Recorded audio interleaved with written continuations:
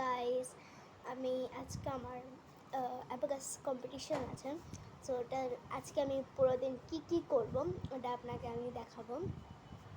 সব কিছু দেখাতে পারবো না, কিন্তু করব। তো এখন আমি ঘুম থেকে উঠে গেছি আর আমি ব্রেকফাস্ট করছি। আমার মা করেছে ঘুগনি মুড়ি, এটা আমার সেই লাগে খেতে। আপনারা যদি খেয়ে থাকেন আর টেস্ট লাগে তাহলে আমাকে প্লিজ কমেন্ট করবেন।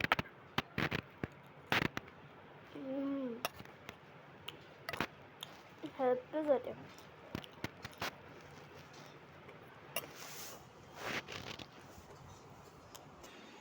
তো আমার খাওয়া হয়ে গেছে আর খাওয়াটাও টেস্ট ছিল, কিন্তু খাওয়ার পরে বুঝলাম যে এটা খুব ঝাল ছিল। মা খুব ঝাল বানিয়েছিল। তো এখন চলো আমার গাছকে দেখতে যাই, চলো। তো আমি এখানে গাছের এখানে চলে এসেছি। এই দেখো আমার এগুলো টমেটো গাছ। আমার গাছ লাগানো খুব প্রিয়। আর দেখতে পাচ্ছ টমেটোগুলো একটা ছোট্ট ইস্যুতে একটা বাটিতে এসে করেছে। টমেটো গাছগুলো যখন বড় হবে মিন্স টাইপ অফ এইটুকু সাইজে, তো তখন আমি বড় পটে দিয়ে দেবো। তো আমি এখানে জলও দিয়ে দিচ্ছি, কেন কি টমেটো গাছগুলোকে শুকনো রাখতে হয় না। চলো, আমার অ্যাকচুয়ালি মোটামুটি না, আমার বেশি বলতে গেলে আমার অনেক গাছ আছে। আমার গাছ খুব প্রিয়। আমি টমেটো গাছ লাগিয়েছিলাম, পটেটো গাছ লাগিয়েছিলাম, কিন্তু মরে গেছিলো। এখন চিল গাছটা লাগিয়েছি, কিন্তু এটা এখনও হয়নি। এখানে এখনও গাছ উঠেনি। এই একটা ছোট্ট উঠেছে, কিন্তু এখনও হয়নি। তো আমার সত্যি বলতে গেলে আমার অনেকগুলো টমেটো গাছ আছে। টমেটো না, অ্যালোভেরা গাছ আছে।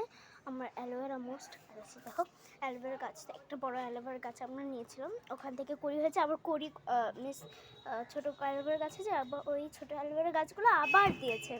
তো এই অ্যালোভেরা গাছটা দিয়েছিল, অনেক মোটা হয়েছিল, কিন্তু একবার পড়ে গিয়ে একটু ভেঙে গেছিলো। আর দেখো কতগুলো কড়ি দিয়েছে, দেখতে পাচ্ছ কতগুলো দিয়েছে, 1 2 3 4, 4টা দিয়েছে। আর ওগুলো আগে এটা এই বড় টমেটো গাছটা, সরি অ্যালোভেরা গাছটা অনেকগুলো দিয়েছে। এটা দিয়েছিল, এটা দিয়েছিল, এটা দিয়েছিল, এটা দিয়েছিল, এগুলো না আবার অনেকগুলো জন্ম দিয়েছে। দেখো এখানে ছোট টমেটো গাছ, ছোট হলেও কি দেখো করি দিয়েছে। আমার খুব ভালো লাগে এগুলো। আর এখানে আমার ফুলের গাছগুলো একদম জঙ্গল হয়ে গেছে, এগুলো টেক কেয়ার করা হচ্ছে না, কেন কি এখানে না অনেক টাইপের ইসে আছে, ক্যাটের পিলার আছে। আর আমার ভয় লাগছে, শুয়ে এটা আছে দেখো, একদম আমার ভয় লাগছে এটা ধরতে, ঠিক আছে? তাই জন্য আমি এখন এটাই ইসে করছি না। আমি শীতের সময় ফুল যখন উঠবে তার আগে আমি এটাকে ঠিক করবো। তো চলো এখন যাই অন্য টেস্টের দিকে। তো এখন আমি ড্রয়িং করবো, আমি স্কেচ। আই লাভ স্কেচ, আমার স্কেচ করতে খুব ভালো লাগে। আমি যখন 7 years old ছিলাম তখন থেকে আমি স্কেচ করা স্টার্ট করছি নিজেই। আমি কোনো হেল্প নিইনি, কোনো আর্ট থেকে শিখিনি। তখন আমার স্কেচ খুব ভালো ছিল, আমি অনেকগুলোই স্কেচ করেছিলাম, কিন্তু আমি প্র্যাকটিস করা ছেড়ে দিয়েছিলাম বলে আমার স্কেচ অনেকটাই খারাপ হয়ে গেছিলো। তো আমি এখন কালকে একটা স্কেচ করেছিলাম, ওটা আজকে একটু ফিনিশিং দিব। সো এটাই আমার স্কেচটা ছিল, যেটাকে আমি আজকে একটু ফিনিশিং দিব ভালো করার জন্য। আমার স্কেচটা এখন একটু ট্রাই করছি ঠিক করার জন্য। তো এটাকে আমি এখন ফিনিশিং দেবো।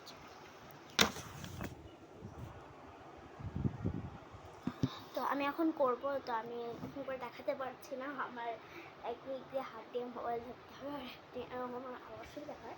তো আমি করার পরে আপনাকে একবারে ভালো করে দেখাবো।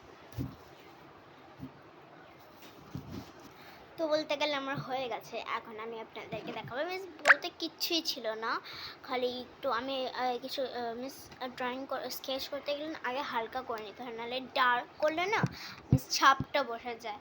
তার জন্য ওটাই পরে ডার্ক করছিলাম। তো এই যে এটা রেজাল্ট, কেমন লাগলো প্লিজ কমেন্ট করবেন।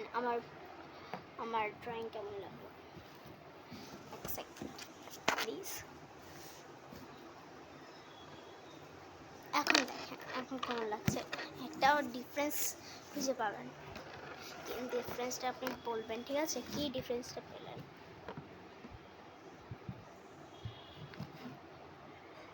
তো এখন আমি যাচ্ছি আপনার চলো এখন আমি যতগুলো এখন ড্রয়িং আর্ট করেছি, স্কেচ করেছি, মিনস আগেরগুলো না অনেক ভালো ছিল, কিন্তু ওগুলো হারিয়ে গেছে। আর আমার ভাই ওগুলোতে কালার করে দিয়েছিল, আমার খুব রাগ হয়েছিল, কিন্তু আমি কিছু বলতে পারিনি, কেন কি ছোট্ট ছিল।